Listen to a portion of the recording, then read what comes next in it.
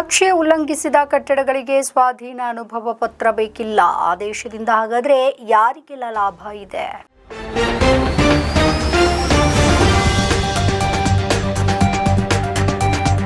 ಗ್ರಾಮ ಪಂಚಾಯತ್ ವ್ಯಾಪ್ತಿಯಲ್ಲಿ 1200 ಚದರ ಅಡಿ ವಿಸ್ತೀರ್ಣದಲ್ಲಿ ನಕ್ಷೆ ಮಂಜೂರಾತಿಯನ್ನ ಪಡೆಯದೆ ಕಟ್ಟಿರುವಂತಹ ಕಟ್ಟಡಗಳಿಗೆ ಸ್ವಾಧೀನಾನುಭವ ಪತ್ರ ಪಡೆಯುವುದರಿಂದ ವಿನಾಯಿತಿಯನ್ನ ನೀಡಿ ರಾಜ್ಯ ಸರ್ಕಾರ ಆದೇಶವನ್ನ ಹೊರಡಿಸಿದೆ. ನೆಲಮಟ್ಟದಿಂದ 2 ಅಂತಸ್ತಿನ ಕಟ್ಟಡಗಳು ಅಥವಾ ಸ್ಟೀಲ್ ಪ್ಲಸ್ 3 ಅಂತಸ್ತಿನವರೆಗಿನ ವಾಸದ ಕಟ್ಟಡಗಳಿಗೆ ಈ ವಿನಾಯಿತಿ ದೊರೆಯಲಿದೆ.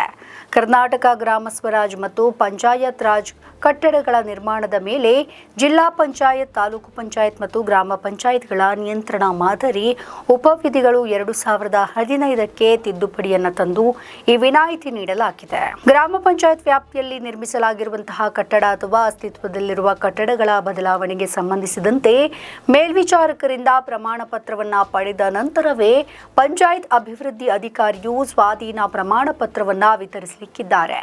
ಇದಕ್ಕೂ ಮುನ್ನ ಗ್ರಾಮ ಪಂಚಾಯತಿಯಿಂದ ವಿತರಣೆ ಮಾಡಲಾದಂತಹ ಲೈಸೆನ್ಸ್ ಹಾಗೆ ಅನುಮೋದಿಸಲಾದ ಕಟ್ಟಡ ನಕ್ಷೆ ಮತ್ತು ಅಂದಾಜು ಪಟ್ಟಿಗಳಂತೆ ಕಟ್ಟಡ ನಿರ್ಮಾಣವಾಗಿರುವ ಬಗ್ಗೆ ಸಂಬಂಧಪಟ್ಟ ಪ್ರಾಧಿಕಾರಿಗಳು ಜಂಟಿಯಾಗಿ ಪರಿಶೀಲನೆ ಮಾಡಿ ತಾಂತ್ರಿಕ ಅಭಿಪ್ರಾಯದ ವರದಿಯನ್ನು ನೀಡಬೇಕು ಅಂತ ಆದೇಶದಲ್ಲಿ ಉಲ್ಲೇಖಿಸಲಾಗಿದೆ. ನಮ್ಮ ಈ ವಿಡಿಯೋ ನಿಮಗೆ ಇಷ್ಟ ಆದಲ್ಲಿ ಲೈಕ್ ಮಾಡಿ, ಶೇರ್ ಮಾಡಿ, ಕಮೆಂಟ್ ಮಾಡಿ ಮತ್ತೆ ಸಬ್ಸ್ಕ್ರೈಬ್ ಮಾಡಿ.